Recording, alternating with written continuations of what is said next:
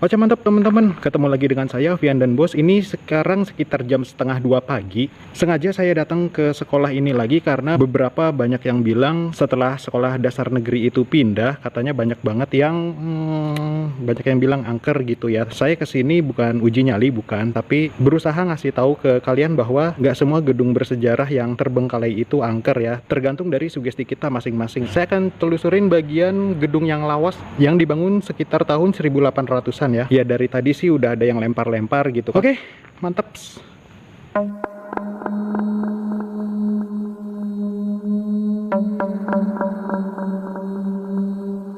Saya mulai dari pintu masuk yang sebelah kiri aja kali ya. Siapa tahu yang di dalam itu kuntilanak dibilang, cowok, godain kita dong.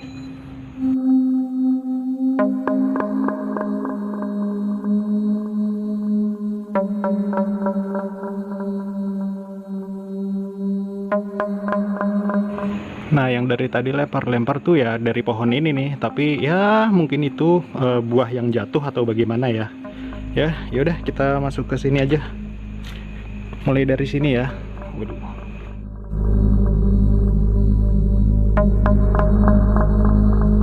Teman-teman, selagi kita menelusuri sekolah peninggalan zaman Belanda di kota Depok ini, saya sambil dubbing aja ya, dengan tujuan ngasih tahu ke kalian apa aja sih yang saya rasain dan saya dengar selama saya penelusuran di sekolah bersejarah yang terbengkalai ini. Dalam video ini, saya akan bersikap fair aja sama kalian kalau memang saya tidak merasakan sesuatu itu yang akan saya sampaikan. Tapi kalau memang terjadi sesuatu yang aneh dan ganjil selama saya penelusuran di sini, nah itu juga yang akan saya sampaikan. Dan juga ngasih tahu beberapa informasi sejarah dari gedung sekolah yang terbengkalai ini yang mungkin aja kalian belum tahu ya, karena sejatinya channel ini bukan channel horor. Nah, tadi kita udah masuk ke ruangan pertama dan sekarang kita ada di ruangan kedua dari sekolah bersejarah ini. Baik di ruangan pertama dan ruang kedua yang sekarang kita lihat bersama ini, saya belum merasakan sesuatu yang bikin merinding atau suara-suara aneh dan ganjil itu. Intinya, sampai tahap ini saya masih aman. Nah, jadi teman-teman, ini adalah ruangan kedua yang saya masukin. Jadi totalnya di bagian gedung lawas Depok School ini, sekolah zaman Belanda, itu terdiri dari 5 ruangan. Mantap, kita lanjut.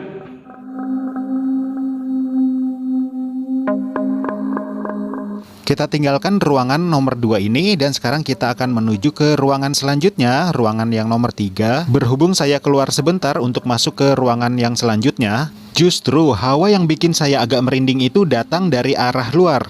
Apakah para hantu noni, pocong, kuntilanak, genderuwo nggak berani masuk ya ke gedung bersejarah ini?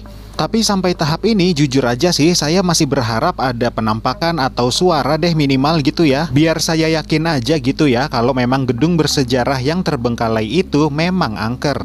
Tapi sampai tahap ini saya belum ketemu sih penampakan noni Belanda, pocong, genderuwo itu di dalam gedung bersejarah ini. Siapa tahu gitu kan kalau ketemu noni Belanda, mau saya ajak pulang gitu biar jagain hati saya. Enggak, maksudnya jagain rumah saya. Lumayan kan rumah ada yang jagain, terus nggak usah keluar duit buat ngegaji si noni Belandanya. Nah teman-teman, di tahap ini saya akan menceritakan sedikit sejarah dari gedung sekolah yang diperuntukkan untuk anak-anak Belanda dan Eropa ini ya. Sekolah ini didirikan oleh pemerintah kolonial Belanda pada tahun 1886 yang memang diperuntukkan untuk sekolahnya anak-anak Belanda dan Eropa. Nah jadi anak-anak pribumi jangan harap bisa sekolah di sini. Oleh karena itu nama awal sekolah ini adalah Europe School. Jangankan muridnya yang berasal dari Eropa dan Belanda, guru-gurunya juga mayoritas berasal dari Belanda. Apa jangan-jangan karena itu ya? Sampai tahap ini saya belum ketemu sama suara kuntilanak yang saya cari. Karena yang di dalam sini isinya hantu Belanda semua. Mereka nggak ngerti cara ketawanya kuntilanak itu kayak apa. Atau para hantu Belanda ini bingung, mau nakut-nakutin saya tapi nggak ngerti bahasa Indonesia. Oke teman-teman, sekarang kita lanjut untuk menuju ke ruangan selanjutnya, yaitu ruangan yang keempat. Sebetulnya ruangan keempat ini masih sama view-nya dengan yang tadi ya, cuma beda angle atau beda sudut aja.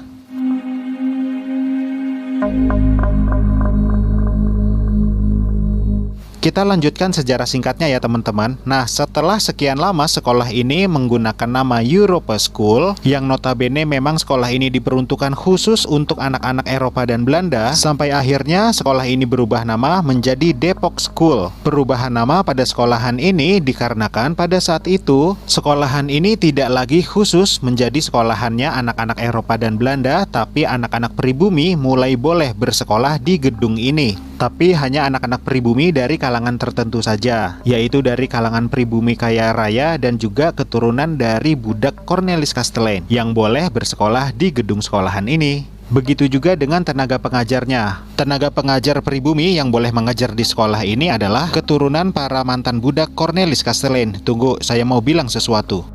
Oke teman-teman, ini kalau boleh jujur, ini mah jujur ini saya ya, nggak main-main, nggak apa. Di dalam gedung sekolah Belanda terbengkalai ini, justru itu saya ngerasain hawanya tuh lebih tenang gitu ketimbang di luar. Ada beberapa viewer yang bilang sekolah terbengkalai ini angker atau gimana, enggak. Justru di sini malah lebih tenang kok, saya ngerasanya hawanya gitu kan. Oke, mantap. Sekolah peninggalan zaman kolonial Belanda yang dibilang angker ini memang sejak awal merupakan sekolahan tingkat SD.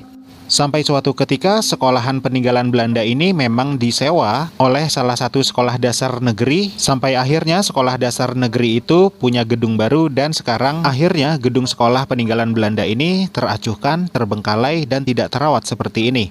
Oh ya, gedung sekolahan zaman Belanda yang cantik ini masih dimiliki oleh Yayasan Cornelis Kastelein yang letak kantornya tidak berada jauh dari sekolah peninggalan zaman Belanda ini. Biar nggak dibilang angker, ada noni Belanda, kuntilanak, genderuwo, pocong, dan sebagainya itu, saya harap sih gedung sekolah ini ada aktivitas manusia lagi. Untuk sejarah dari sekolah Belanda yang malam ini kita telusurin, bisa kalian klik di bagian layar akhir yang ada di bawah ini. Boleh percaya boleh enggak, selama tadi saya di dalam itu saya rasanya nyaman ya. Nyamannya di sini dalam arti nggak ada rasa takut atau apa gitu kan. Selama saya di dalam, tapi ingat pas sudah di luar, ih takut. Apa itu? Oh, kucing. Kaget sama kucing. Semoga bermanfaat. Sampai ketemu lagi di video saya selanjutnya. Bye. Nah, nih pohon ini nih dari tadi masih lempar-lempar aja ya. Aku pulang dulu ya.